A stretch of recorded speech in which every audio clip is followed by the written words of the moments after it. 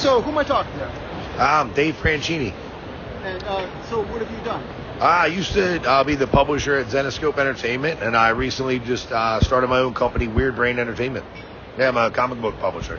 Nice. So, tell me about your work at Zenescope. I started there 16 years ago as an intern, and then I kind of moved my way up. Went through from sales to the conventions, and then I kind of took over publishing.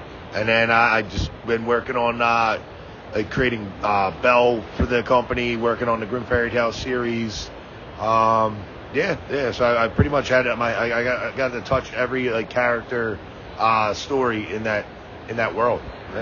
And you wrote you wrote a lot of the specials, the swimsuit specials and different other specials. Those were some of the ones I got started on getting to do a lot of those. Okay. They were the short stories, and I kind of love those. I like being able to take make you attached to a character within 8 to 10 pages and give you a full story that's really quick. I think that's fun. It's a fun challenge.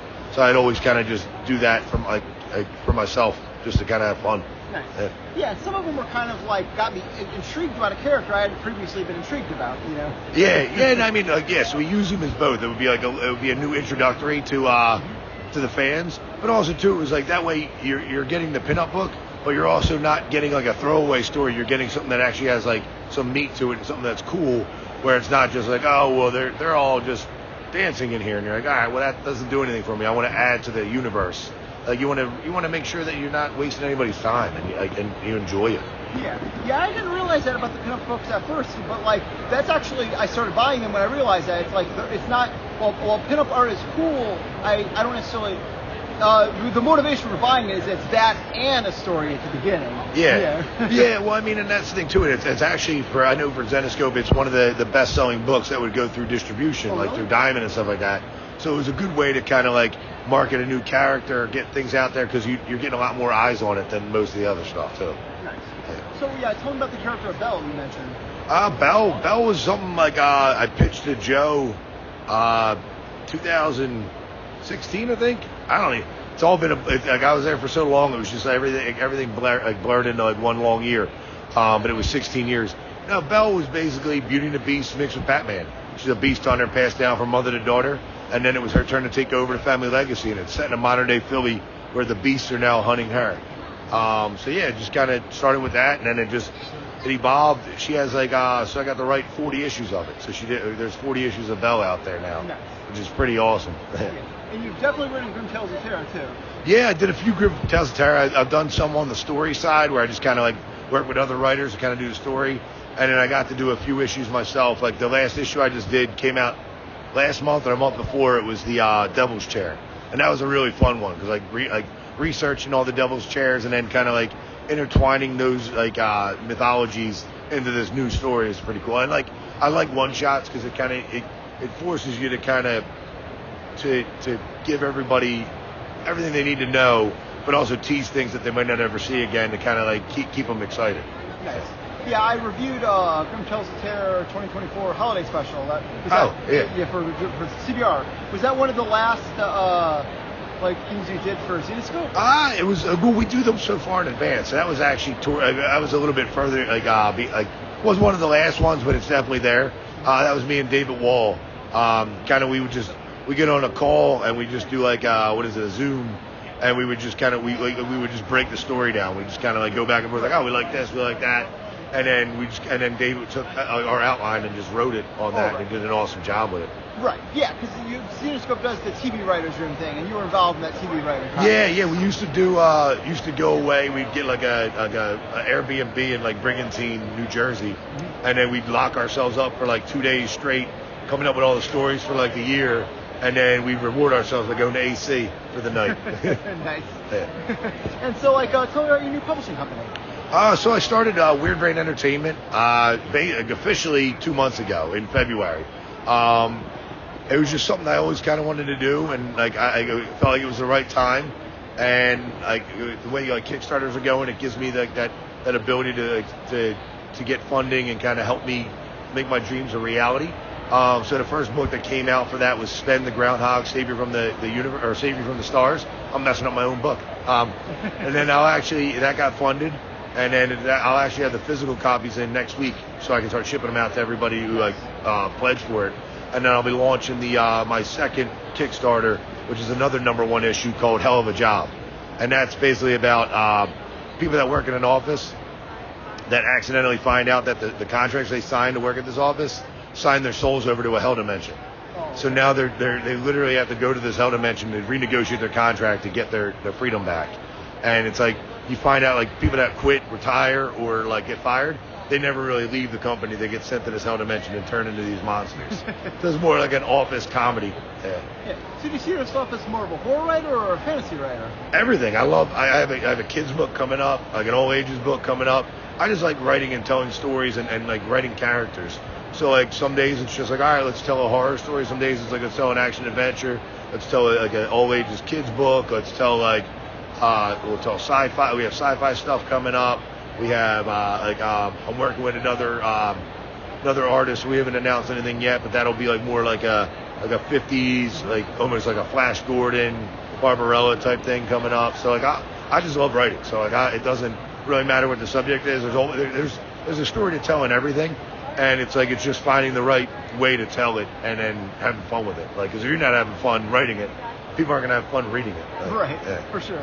And so something that we've talked off the record about this, where I know that with you leaving Zenescope and you were played such a pivotal role in Zenescope, and like it does seem like Zenescope is in a good place, but it's still considering the history of a lot of things that happened to other small publishers. Action Lab in particular comes to mind. And I mean, you know, I don't know, you don't got to say any names like I did, but like, that shit sometimes goes bad. Well, I mean, no, like Zenescope's in a good place, especially too. Like when I transitioned out, we transitioned David Wall back in as editor in chief. And he, right there, like you have a guy with 30 years experience who's an awesome guy. I love the guy, and Zenescope's in good hands with him because he already knows how to do all this stuff. He knows how to build stories. He's familiar with all the artists, the fans, and him and Joe working together are going to keep like everything kind of going the way it was. It's just, yeah. I mean, for me, it's like I miss it. Like I'm always going to miss it because it was part of my life for 16 years. But I mean, yeah, they're going to be good. Right? Yes. So I guess David Wall's essentially taking your place, and he's a good replacement of the company. Oh yeah. Like that's the thing is like, me and David were so like in sync with each other. So when we would write together, it was just like it was almost like writing in a mirror. Like David's way more handsome than I am, but like no, like we would just like he's very good creatively, and he's like very good at storytelling. Like there's stuff where like he'd ask me like these questions, and I'm like, he makes you think about how the story gets built. And he's just very good. He has like a very good, strong sense for storytelling, and he loves the characters too. Like he has a lot of fun. Like he was really having a lot of fun with the Oz characters. He liked the Tales of Terror stuff. So like it's gonna be interesting. Like I'm excited to see like where they go and what happens with it now from a fan point of view. Nice.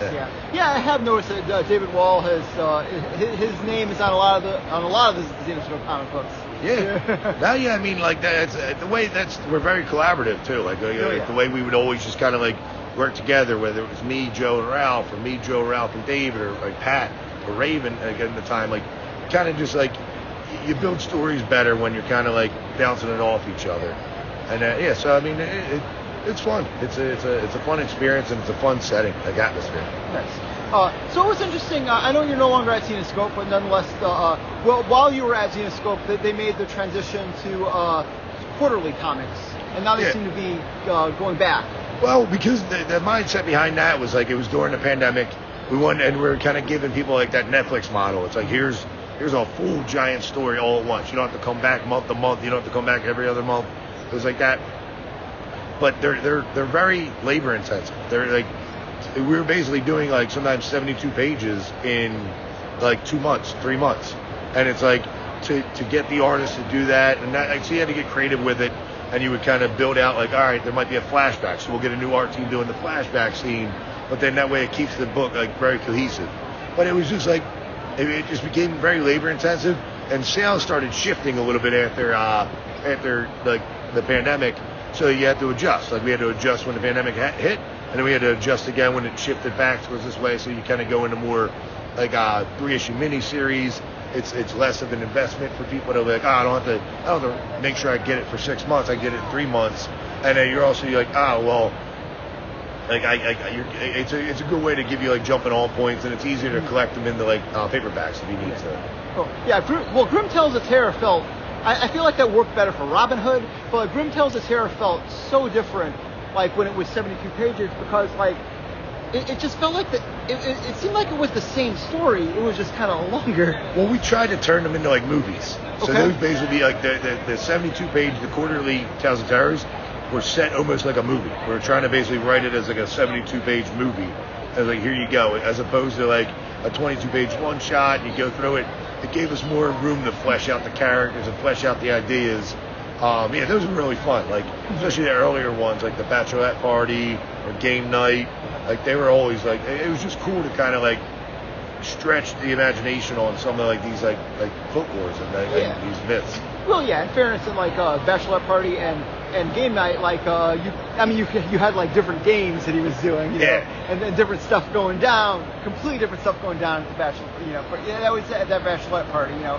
That those made more sense. It was honestly some of the later ones that made less sense to me. It's like this should be shorter, you know. Okay. I mean, to each their own.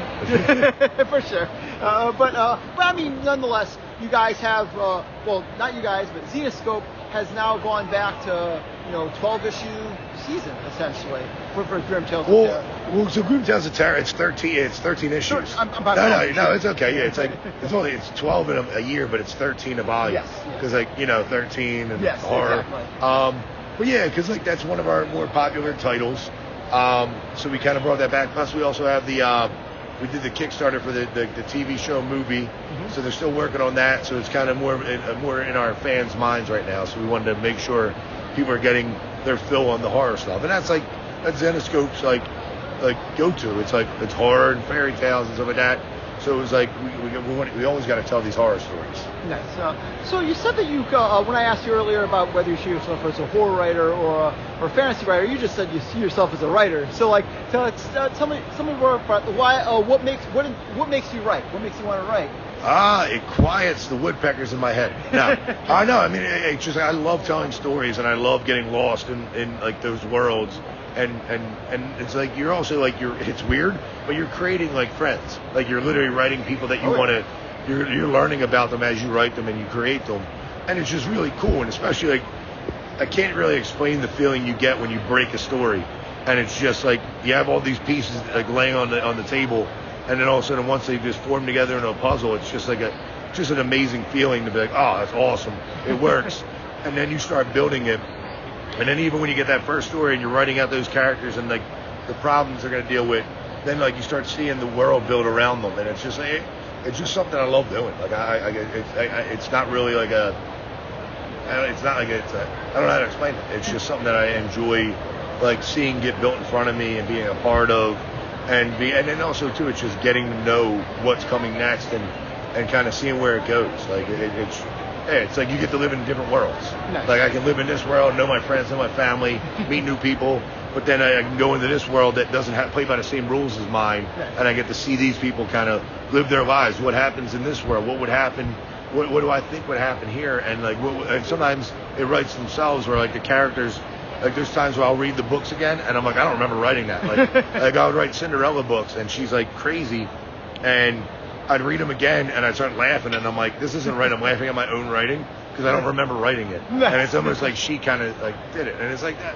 It was just fun. It was just kind of fun to kind of hang out with those people for a while. Yeah, and the characters end up feeling very real, even to you as the creator. Yeah. And so when I was in journalism school, one of my professors, he used to say something in class that really stuck with me. He said, I may not always be a journalist, but I'll always be a writer. As far as you as a comic writer, would you say you may not always be in comics, you'll always be a writer, or is comics just your blood? I'll probably die making comics at my desk. But yeah, no matter what, comics it's a hard medium because they're very expensive. Because you're not just writing. I can write and not pay myself all day. But then you have to hire an artist, then you got to get a cover artist, then you got to get a colorist, then you got to get a letter, then you got to print the books.